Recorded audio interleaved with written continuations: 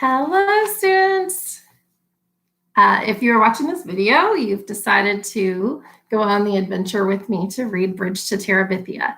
I'm really grateful for those of you that have decided to follow me on this. So, I just love reading with you and just going on that journey with you, like we did with Talk Everlasting and with the play and at Christmas time. So before we begin a book, any book, one strategy that's very important that readers do is to pre-read the book.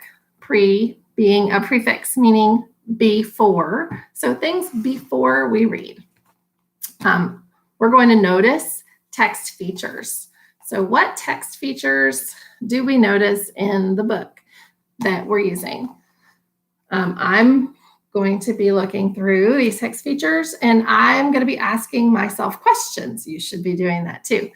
And I'll be making some predictions and wondering. So one text feature that I notice is the title, Bridge to Terabithia. A question I might be asking myself is, where is Terabithia?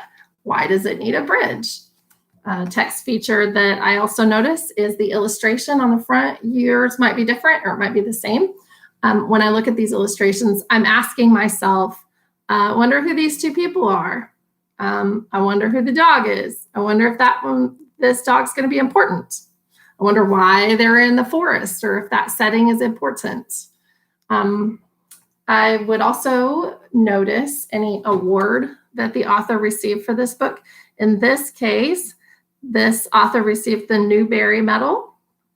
The Newbery Award is a really important award for really good books for young kids. I'm going to notice the author, of course, Catherine Patterson.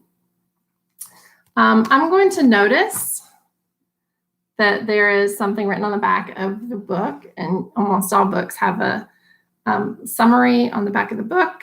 You might remember what that's called. The synopsis, right? I'm going to read the synopsis right now. Jess Ahrens' greatest ambition is to be the fastest runner in the 5th grade. He's been practicing all summer and can't wait to see his classmates' faces when he beats them all. So I'm going to stop there and I'm going to notice the word ambition. And I'm going to say, I wonder what that word means. So of course, I'll use some context clues, the words around it. His greatest something is to be the fastest runner in the 5th grade.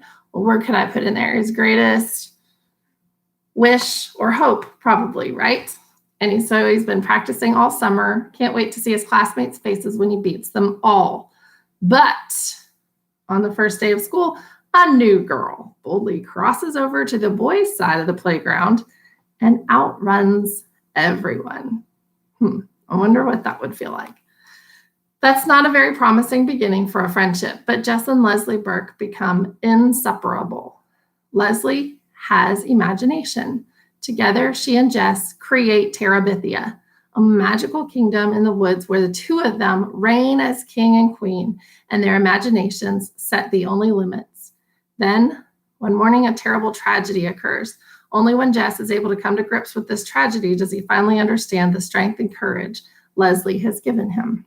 So, again, it's the Newbery Medal winner.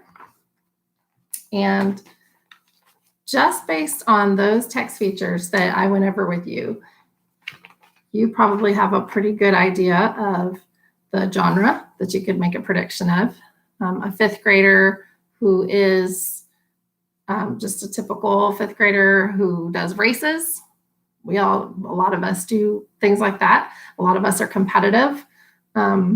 All of us are in 5th grade. So if this is a typical kid in a typical school with nothing outside of our world, in the supernatural world or something like that, just a normal, average person, and it could happen for real, but it didn't because it's fiction. That's called what? If you said realistic fiction, you are correct. And you also may have watched my previous video. So Using these before reading strategies, you can answer the questions on the form called Before Reading. You can use this to help you on Bridge to Terabithia, or if you're using another novel, you can use anything that I teach at any time, of course, to apply to that. Can't wait to see you for chapter 1.